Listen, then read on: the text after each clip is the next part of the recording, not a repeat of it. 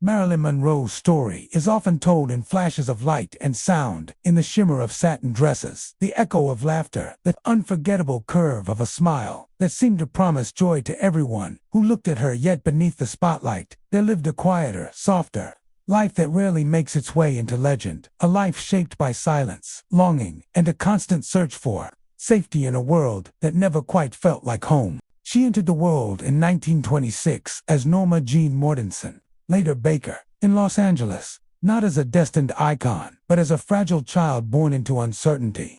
With a mother who struggled deeply with mental illness, and a father who was absent, leaving Norma Jeane to drift through foster homes and an orphanage, learning very early how to observe rather than speak, how to adapt rather than demand, how to make herself small enough to survive. These early years carved a quiet discipline into her soul, teaching her that affection could disappear without warning, and that love often came with conditions, lessons that would follow her long after she became the most photographed woman in the world.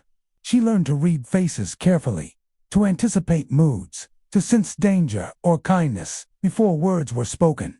And this sensitivity, so useful for survival, later became the emotional instrument that made her performances feel tender and human, even when the roles themselves were designed to be light or playful. As a teenager, Norma Jeane discovered that being seen could sometimes mean being protected, and when her natural beauty began to draw attention, it offered a path away from instability, first through modeling, and then through film.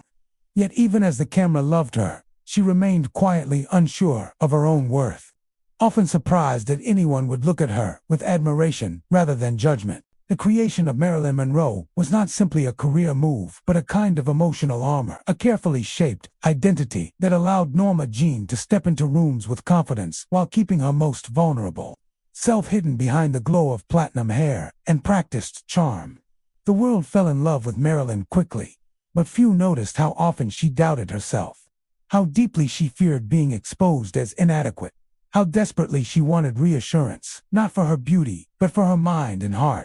She studied acting seriously, devouring books, attending classes, and working tirelessly to be taken seriously. Yet the industry often reduced her to a symbol, rewarding her for softness and innocence while ignoring the intelligence and discipline that sustained her.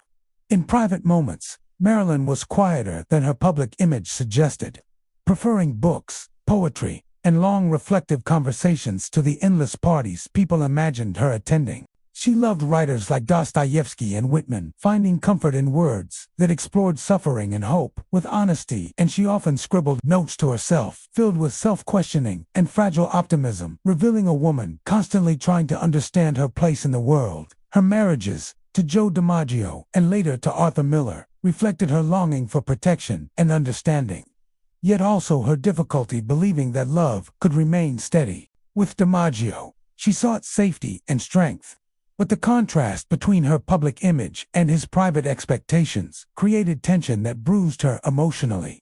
With Miller, she hoped for intellectual companionship and respect, imagining a life where she could be valued for her thoughts as much as her beauty. Yet even there, she struggled with insecurity, feeling at times like an outsider in a world of ideas she admired but feared she did not fully belong to. Behind closed doors, Marilyn fought battles that were invisible to most of the world, including anxiety, insomnia, and a profound fear of abandonment. The pressures of fame intensified these struggles, as every misstep became public, every vulnerability a headline, leaving her with little space to rest or recover. She often arrived late to sets, not out of arrogance, as gossip suggested, but because fear could freeze her, because perfection felt like a requirement rather than a goal, and because she was terrified of failing the expectations projected onto her.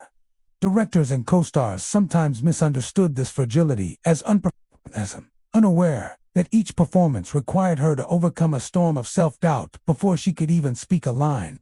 Yet when she did, the camera captured something rare, a softness that felt genuine, a vulnerability that made audiences feel seen and comforted, even if they did not know why. Marilyn's relationship with her own image was complicated and often painful, as the same beauty that brought her adoration also trapped her within a narrow definition of worth. She knew that attention could vanish as quickly as it arrived, and this awareness haunted her. feeding a constant anxiety about aging, relevance, and being replaced.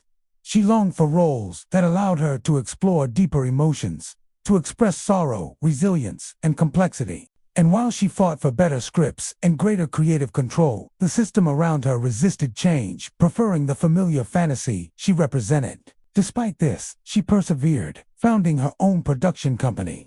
An unusual and courageous move for a woman of her time, signaling her desire to be more than a decorative presence in stories written by others. In moments of solitude, Marilyn often felt like a child again, listening for footsteps that might signal either comfort or danger. And this emotional regression was not weakness, but a reminder of how deeply early wounds can echo through a lifetime. She gave generously to friends, charities, and strangers, often in quiet ways that never made headlines. Perhaps because she understood how much a small kindness could mean to someone who felt unseen. Her empathy was genuine, born from experience rather than performance. And those who knew her well often spoke of her warmth, her humor, and her surprising wisdom, qualities that contrasted sharply with the simplistic image presented to the public. As her career continued, the gap between Marilyn, the icon, and Norma Jeane, the woman, grew wider, creating an inner loneliness that fame could not soothe. She sought help through therapy and medication, trying to find balance in a life that demanded constant availability while offering little emotional security. The culture of the time did not fully understand mental health, and the solutions offered were often imperfect, sometimes worsening rather than easing her pain. Still, she continued to work, to hope, to imagine a future where she could live more quietly, perhaps writing, perhaps acting in meaningful projects, perhaps simply being loved without conditions.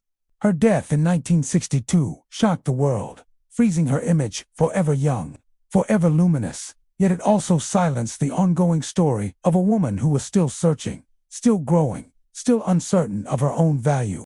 In the years since, Marilyn Monroe has been transformed into myth, her image reproduced endlessly, her life reduced to symbols and speculation.